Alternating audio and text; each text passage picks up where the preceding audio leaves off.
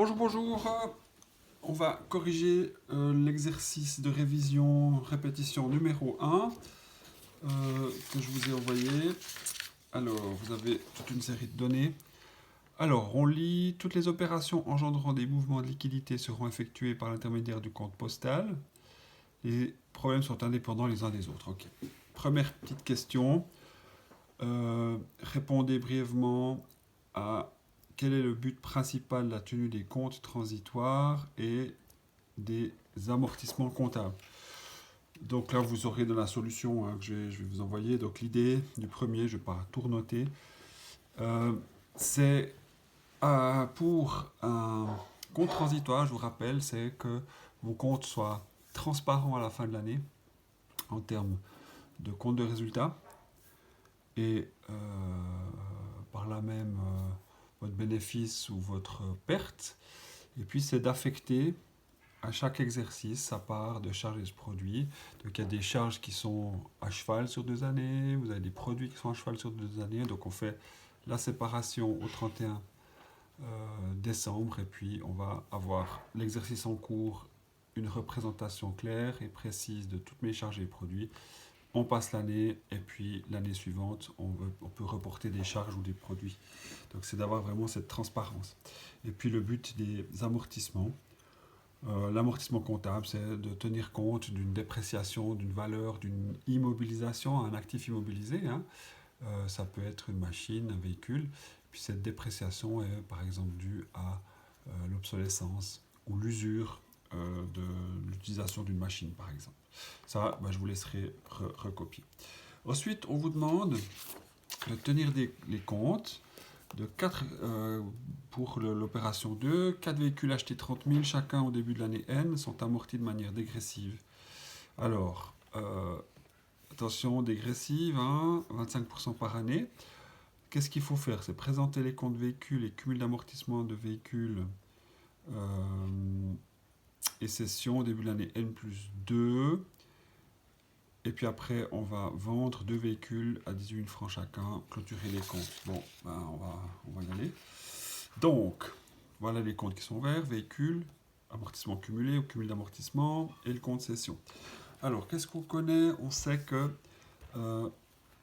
balance de vérification, bilan initial ou SAN, comme vous voulez. Donc, on a 4 véhicules achetés chacun 30 000. Donc, on a une situation de 120 000 de véhicules. Et puis, le plus dur à trouver, c'est la valeur de mes amortissements qui sont ici. C'est dégressif, on a fait 2 années. Alors, ce qu'il faut juste ici faire, c'est pas, finalement pas si monstrueux que ça. Il vous faut partir de, on va faire le point 2 ici, vous avez 120 000 de véhicules que vous allez amortir de façon dégressive pendant 2 ans à 25%. Donc, vous faites fois 25%. Alors je le fais vite, 120 000 fois 25%, ça fait 30 000. Donc il y a un premier amortissement de 30 000. Ça, c'est l'amortissement que vous allez faire. Et puis, comme c'est dégressif, il faut calculer le prochain amortissement sur la valeur comptable. Donc vous faites 120 000 moins l'amortissement de 30 000. Ça veut dire que vos véhicules valent plus que 90 000 dans vos comptes. Et c'est là-dessus que vous allez appliquer le deuxième amortissement de 25%. Donc vous faites 90 000 fois 25%, fois 25%, et vous trouvez 22 500 francs de nouvel amortissement.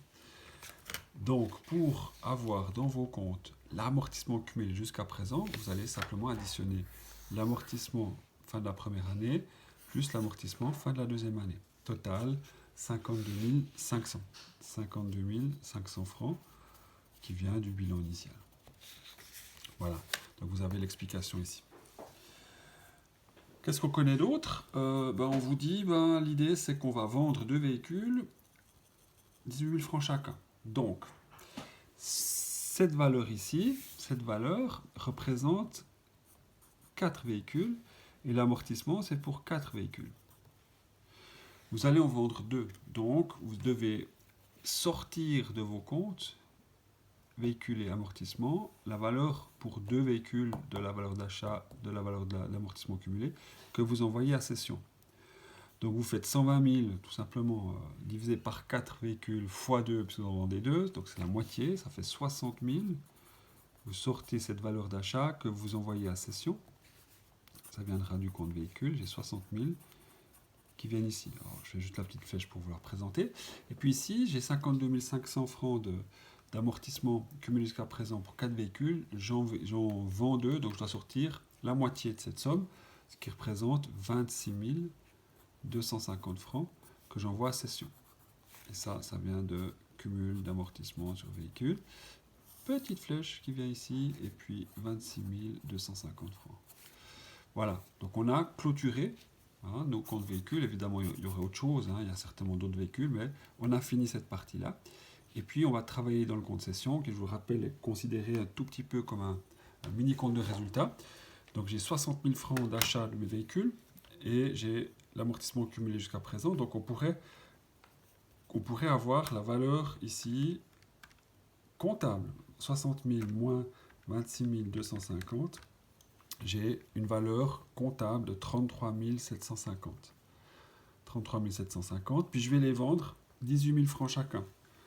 Je vais les vendre 36 000. Ben, on saura que si je les vends 36 000, c'est plus cher que ma valeur comptable, je vais donc avoir un bénéfice qu'on retrouvera là. Alors, on clôture, mais avant ça, il faut enregistrer la vente. Alors, je vends 2 véhicules à 18 000 chacun, ça fait 36 000 francs de vente. Comme ce n'est pas précisé, on l'a vu dans la donnée, ça sera par poste. Et puis, je peux clôturer. Alors, quel est le taux plus élevé? Évidemment, c'est celui-là, 62 250, 62 250, et j'ai 2250 francs d'un bénéfice que j'envoie à produit exceptionnel. Puisque je l'ai dit tout à l'heure, j'avais une plus grosse valeur de revente, 36 000, que ma valeur comptable qui était à 33 750. Voilà pour cet exercice 2. Et puis on va s'attaquer à la suite. Alors, cette suite, c'est un journal, un long journal qui méritera des explications que je vous ferai là-dessus. Ceci se passe en 3 parties. Vous connaissez l'idée. C'est en début d'exercice, durant l'exercice, courant de l'année, et puis clôture de l'exercice. Donc 3 phases, très résumées évidemment, mais l'idée c'est qu'on se positionne dans le temps. On va commencer la question 3 avec journaliser les opérations. C'est une entreprise qui est commerciale, qui possède un immeuble locatif, et puis on fait ça au début de l'exercice du 1er janvier. Donc, ok. Alors, 3.1, on va extourner l'intérêt couru sur une dette envers Yvonne. J'ai une dette, j'ai contracté un emprunt auprès de tante Yvonne, et j'y dois l'intérêt couru. Pour moi, en fin d'année, c'est un passif transitoire à charge financière, ou bien vous pouvez mettre aussi intérêt passif, ou passif par exemple, intérêt passif. Je préfère charge financière. Et puis là, vous mettez la somme, 4830 et 4830. Alors ici, je vais vous renoter le journal, mais j'aurai des explications pour les cas un peu spéciaux, et on fera le développement sur cette page. Là, on fait encore le 3.2. Extourne de la somme de 19 000 francs qui représente la part de prime d'assurance incendie de notre immeuble concernant l'exercice N. Donc je fais toujours en extourne. Vous vous rappelez qu'en extourne, je fais... il faut penser ce que j'ai fait le 31 décembre de l'année précédente avec actif transitoire à quelque chose ou quelque chose à passif transitoire. Puis là, je dois juste retourner les opérations. Donc là, j'ai payé à l'avance une prime d'assurance, youpi pimpon. Donc le 31 décembre, j'ai enregistré actif transitoire, assurance de l'immeuble, donc à charge d'immeuble, pardon. Puis là, je vais retourner cette opération en faisant charge sur immeuble à actif transitoire, hein, puisque je suis au début de l'année suivante, je fais l'extourne, je retourne l'opération avec 19 000 francs. 19 000 francs. Et puis, on va faire la 3-3, puis ensuite, je referai une nouvelle petite vidéo pour la suite. C'est mieux de faire des petites capsules d'une douzaine de minutes à peu près. C'est plus facile avec YouTube. Bon, du coup, je viens à la 3-3, le 24 novembre. Nous avions comptabilisé une annuité hypothécaire de